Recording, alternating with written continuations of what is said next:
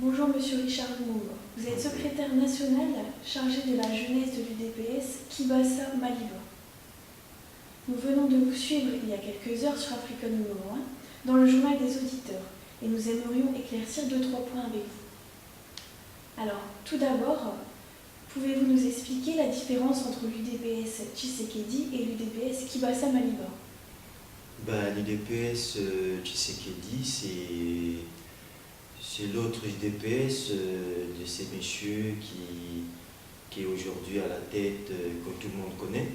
Et l'UDPS Kibasa Maliba, c'est l'UDPS qui a commencé donc, le début. Donc on peut savoir qu'il y avait plusieurs fondateurs qui ont créé l'UDPS. Même au début, c'était les CDPS. Et c'est après qu'après plusieurs assassinats un peu nocturnes, au sein même de l'UDPS, comme on dit, divisé pour mieux régner, donc on voit aujourd'hui l'UDPS qui est plus connu. Hein. Donc l'UDPS Kibasa Maliba, c'est la source, c'est l'UDPS qui a commencé avec le président, le feu Papa Kibasa Maliba. Donc la différence est que l'autre UDPS, c'est l'autre UDPS qui a voulu éliminer tout autour de lui pour avoir ce qu'il a aujourd'hui, mais il n'a toujours pas, puisqu'il s'y retrouve nulle part, heureusement pour l'histoire du Congo. Et aujourd'hui, je me retrouve dans l'UDPS Kibasa Maliba, qui est la source même de ces débuts de démocratie aux années 90, avec pendant le pouvoir de M. Mobutu. D'accord. Donc l'UDPS de l'opposition, c'est ça? De l'opposition, oui. D'accord. Alors, deuxième question, quand vous dites que la Belgique ne donnera pas une suite favorable à ce procès, que voulez-vous dire exactement? Ce que je veux dire est que, vous voyez, un bourreau ne se condamne pas et il ne regrette pas ses crimes parce que c'est son travail, de découper des têtes ou de rendre des gens malheureux. Donc je ne pense pas que la Belgique va un jour dire, on voit aujourd'hui François Hollande en Algérie, il y a 40% des Français qui ne veulent même pas que François Hollande s'excuse par rapport au massacre, au génocide qu'il y a eu en Algérie, pour vous montrer cette mentalité européenne, cette sauvagerie, donc comme j'ai dit tout le temps, cette culture reptilienne. Donc la Belgique ne s'y rendra pas, ne rendra jamais service ou voilà, sinon Bush, Tony Blair, ils allaient tous être ces pays, si l'Europe avait vraiment une justice pour nous les faibles. Donc je pense que la Belgique ne rendra jamais justice par rapport à cette histoire. Jamais. D'accord. Alors, une autre question. Vous avez entendu dire quelque chose qui a intrigué les auditeurs lorsque vous réclamez les dents de votre grand-père. Pensez-vous obtenir gain de cause? Moi, je préfère aujourd'hui, je lance cet appel solennel que je veux qu'on récupère les dents. Parce que je ne pense pas que la Belgique, si je peux me permettre, si la Belgique a que les dents de cet homme-là.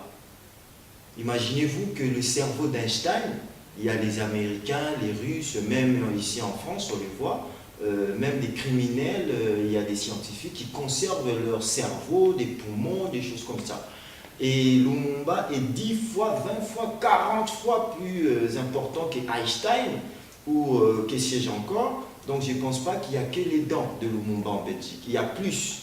Mais je ne veux pas rentrer dans les rêves pour commencer à citer, puisque c'est encore... j'ai eu des informations par rapport à des anciens militaires belges qui ont travaillé là-bas. Donc j'ai continué mon enquête. Mais je réclame aujourd'hui les dents de Lumumba. Parce que cet homme-là n'a pas de tombe. Cet homme-là n'a pas de sépulture. Il est nulle part. Même les malheurs de nous autres Congolais, ça vient de là. Comment quelqu'un qui vous a rendu votre dignité, qui est mort pour ces pays-là, et aujourd'hui, il n'a même pas de tombe. C'est Joseph Kabila qui a pu ériger un monument à l'honneur de Lumumba, sur le boulevard Lumumba, mais à part ça, il n'y a rien. Son village est en état de ruine. Donc, je pense qu'ils doivent nous restituer ces dents-là. J'ai fait cet appel-là avec force, que les dents de Lumumba doivent nous être restituées pour pouvoir enfin faire le deuil de notre papa. D'accord. Alors, une dernière question, M. Lumumba, sur les responsables de l'assassinat de Patrice Emery Lumumba. Qui peut-on réellement juger selon vous? C'est le Nord et le Sud. Dans cet assassinat, il y a eu les Belges, il y a eu déjà les Belges, ils parlent du roi Baudouin lui-même, sans pourtant parler des sbires, parce que ceux qui ont exécuté des ordres, c'était des ordres venus d'en haut. L'ordre était venu du président Eisenhower, parce qu'il faut le dire, la Belgique n'a jamais colonisé le Congo, c'est les Américains. Depuis même l'époque de Léopold II, quand Léopold II a mis la main sur le Congo, pour que ça soit homologué ou pour qu'il puisse avoir vraiment la même mise sur le Congo, il a dû marchander avec les Américains. Là, je vous parle des années 1780, 1800. Il a dû marchander avec les Américains pour que les Américains puissent l'appuyer pour avoir cette terre-là, qui est aujourd'hui la République démocratique du Congo. Et pendant la colonisation, on l'a vu. Même pendant la colonisation, on l'a vu. La première bombe atomique, ça sort du Congo, au Katanga. Hein? Donc, les Américains ont toujours dirigé les Congos. Et aujourd'hui, qui donne l'aval à Kagame de venir nous piétiner comme ça, voilà plus de 20 ans. Ça a commencé par Bill Clinton. Et là, l'Obama, il fait la mascarade en envoyant 2-3 petites lignes en disant à Kagame d'arrêter d'armer le M23.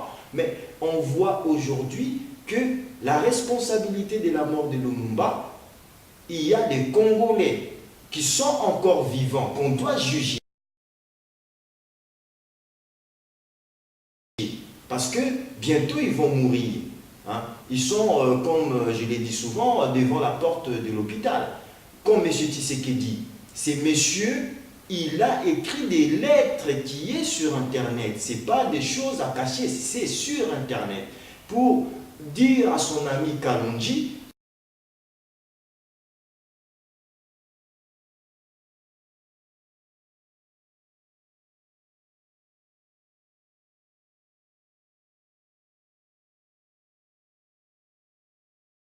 que le crapaud est mort. Il faut maintenant qu'on s'occupe des autres lumumbistes. Il faut savoir qu'il y a eu des milliers de morts après la mort de Lumumba, autorisés par Tshisekedi, Kalonji, Tshombe, Mobutu.